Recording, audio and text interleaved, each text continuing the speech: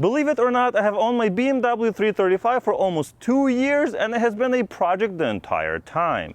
Don't get me wrong, I love it and I enjoy driving it, but there is always something that needs to be done on it. And at this point, I've gotten to a point that I just need to finish it or get rid of it completely. So this video will be the start of that journey, and today I will be replacing this old, cracked bumper and fenders and attempting to fix a few things along the way. As Mighty Car Mods used to say, the first step is to jack up your car. I used a trick from my previous video where I show you how to put this car on 4 jack stands to get it in the air, and then it was time to remove any remaining plastic pieces under the engine. In my case, there was not much left there, and I even had to purchase a new engine shield for the bottom. You can see me trying to see how it fits, but what I didn't know at this time was that the X-Drive version of this car has a completely different part for this. With all of the screws and bolts removed from the bottom, and let's be honest, there were only 1 or 2 survivors left there, it's time to remove this bumper. It's actually easier than you would expect. There are a few 10 and 8mm bolts in the wheel arch, so it's important to get those out. I found that you don't have to remove the wheels, but if you find it hard to reach, taking the wheel off will make it a lot easier. There are also a couple of screws holding the bumper to the fender. Anyway, now I can remove the big Torx bolts at the top of the bumper, and at this point the bumper is loose. But don't pull this bumper off just yet. We have to pull out the headlight washers and disconnect the covers from the jets. Then the bumper can be pulled off the car and the fog lights disconnected. Next I removed the fenders, and it was a lot more complicated than I anticipated, so I made a detailed video on where to find all of the bolts and how to remove it. Here is a condensed version of that. With the broken stuff removed, I wanted to tidy up the front just a little bit, and since the intercooler was already faded, I figured the best course of action here would be to clean it up and then paint it black to make it stealthier once the bumper is back on. So I'm just gonna wipe it with some isopropyl alcohol and paint it so it's nice and black. You will also notice that some plastic was carelessly cut by whoever installed this intercooler, but I will try to clean it up just a little bit later on. Anyway, I used some roll bar and chassis paint, which should work out perfectly for this application as well. It doesn't look perfectly when it's shiny like this, but luckily most of the imperfections are invisible when it dries and becomes more satin. With the paint drying, I switched my attention to the bumper. Before I get it painted, I wanted to make sure everything fits as expected and I'm not wasting my money, so it was time to transfer the fog lights, the grills, and the side indicators to the new bumper. I'm also going to remove these side reflectors that have been painted because I want to keep those, and my new bumper did not come with them. I will not be installing these until the bumper is repainted, but this is a good time to remove them. Clean all of this old double-sided tape off, and probably get them painted at the same time as the bumper so they all match.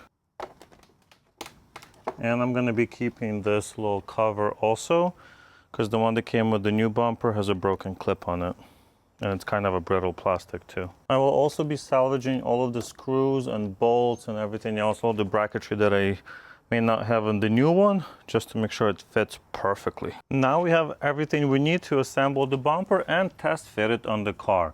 I also purchased a brand new grill that will go in the middle section over there, because the original one was all broken on the sides and didn't look very good at all. I'll start with the grill because I think it's going to be the easiest one to do. See how well it fits. And it should pull the bumper together a little better in case it's not perfectly the correct shape, which, you know, it's aftermarket, so it probably isn't. Oh yeah, that shaped it really nicely. Funny story, this bumper came folded in half in a box that was about that big. I was very surprised.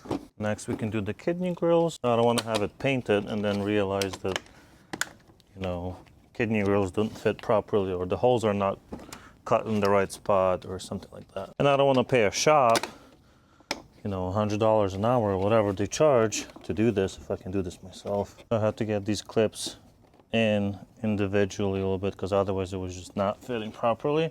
So it's much easier to separate the two. and just install one piece at a time. And yes, I will buff this out. Some of the stuff was finicky to remove as the old bumper had broken and bent clips in places, but overall nothing overly complicated. It was much easier to install everything in the new bumper as it mostly just clipped in and stayed securely in place. Alright guys, so finally it's time to test fit it and see if it actually works on this car. It looks like it's all correct and all the fittings are right, but this is the best way to tell. I'm just gonna basically loosely install it, and then I'm gonna check all the bolt holes and everything else, everywhere else that it, you know, screws in to make sure it fits, it doesn't overhang or anything like that.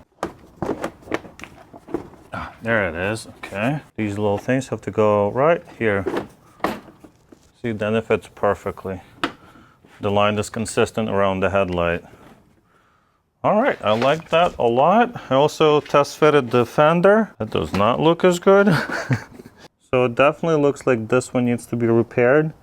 I looked it up and I can't really find this vent unless I go to the dealer, and it's like $180 for one, which I'm not okay with paying. So I think what I'm gonna do is just try to repair it. Can't be that difficult. Maybe get a piece of plastic that kind of fits around it, and then I'll paint it and make it look better. This one fits perfectly, nothing cracked or anything like that.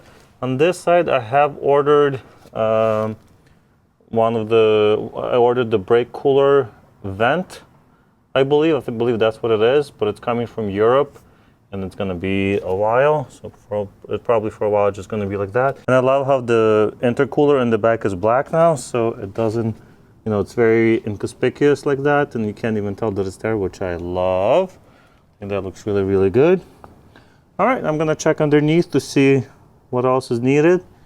And yeah, I think we're good to go. Looking pretty good. Of course, to repair it, I have to remove it. This air duct for the brakes is secured with 4 10mm bolts, 2 in the front and 2 in the back. I will attempt to fix it in just a moment, but while I was removing the duct, I noticed what was causing the previous bumper to sag so much. The plastic would make a bump under the intercooler and bulge the bumper, so I just cut off another inch or two of the already cut pieces. As it was already closer to the end of the day and I was waiting for some parts to arrive, I took the opportunity to buff out the headlights and remove a lot of the yellow staining in the plastic. This only took about 10 minutes total, and I used standard cutting compound and polishes that you would use on your paint. I think it turned out great. I also used some old plastic and epoxy I had laying around the garage to repair the air duct. It didn't turn out as well as I wanted, but it will have to do for now. At the same time, I have repaired a few cracks and installed clips so that I have somewhere to attach my new bumper to. Oh, and look, I got my new engine shield. I'll put links in the description if you are looking for one and having a hard time figuring out which one you need. But look at that. Doesn't it look so much better with the bumper and the engine shield installed and bolted in? We are still missing a few pieces here and there, but now it's ready to be taken to the body shop to have the bumper and fenders painted. Speaking of fenders, I have secured them with a few bolts and made sure that they can be aligned and the gaps will be acceptable. The body shop will have to take them off to paint and then properly install them. I can't wait to see how it looks, but unfortunately it will have to be next time as I'm struggling to find a body shop that isn't booked for the next 4 to 6 weeks. Anyway, I think you can agree with me that it's starting to look pretty good now, and if you'd like to see a summary of everything that has been done to this car and all future plans, check out this 2-year update video and subscribe to see the sport exhaust being installed next. We are just getting started on this car, so don't miss out. Thanks for watching, and I'll see you in the next one.